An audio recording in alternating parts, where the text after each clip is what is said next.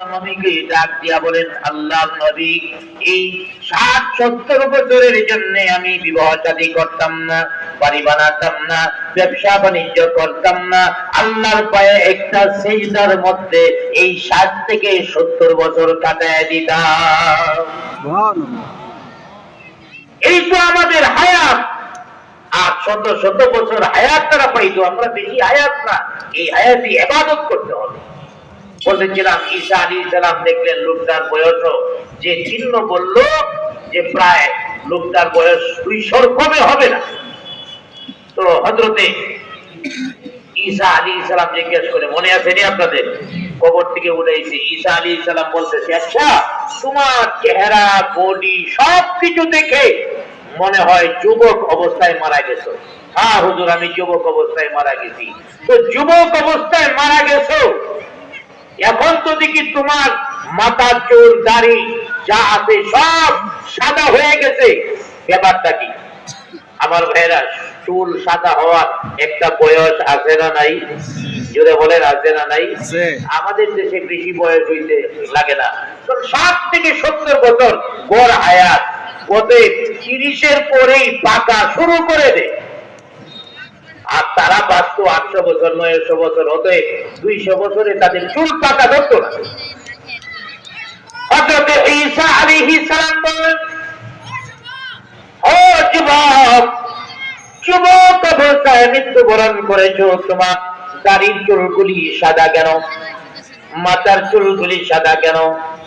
ওই যুবক চোখ দিয়ে যার যার করে পানি পড়ছে, আর ডাক দিয়া বলে, আল্লাহর নবী, আমি যুবক অবস্থায় মৃত্যুবরণ করেছিলাম, কিন্তু যখন আমি মৃত্যুবরণ করি, মৃত্যুর যন্ত্রণাটা এত বেশি ছিল, আমি কবরের মধ্যে ছিলাম, প্রায় 200 বছর কবরে ছিলাম, এরপরও মৃত্যুর যন্ত্রণা আমি এখনো ভুলতে পারি না। আল্লাহ হাবিব বলেছেন, মৃত্যুর যন্ত্রণা কেমন? একটা ছাগলকে জীবিত উল্টা ভাবে লটকায়া তার চামড়াটা যদি টেনে টেনে খোলা হয়, এই ছাগলটার যে কষ্ট হবে, এর চেয়ে কোটি কোটি গুণ বেশি কষ্ট একজন বদকার নাফরমান বান্দার মৃত্যু। হুজুর, কবরের মধ্যে ছিলাম, মৃত্যুর যন্ত্রণাটা বলি নাই, এর মধ্যে আপনি আমাকে ডাক দিছেন, আপনি বলেছেন কবর থেকে উঠে দাও। আমি ভয় পেয়ে গেলাম, মৃত্যুর যন্ত্রণায় কোনো কাটে নাই। আমি চিন্তা করলাম, কিয়ামতের ময়দানের অবস্থা তো আরো খারাপ হবে। দুনিয়াদারি পাইয়া কিয়ামতের অবস্থা, কিয়ামতের মাঠ সবই আমরা ভুলে গেছি। আমার ভারত মনে রাখতে হবে, কিয়ামতের ময়দানেও একদিন আমাদের উঠতে হবে, কবরেও একদিন যেতে হবে।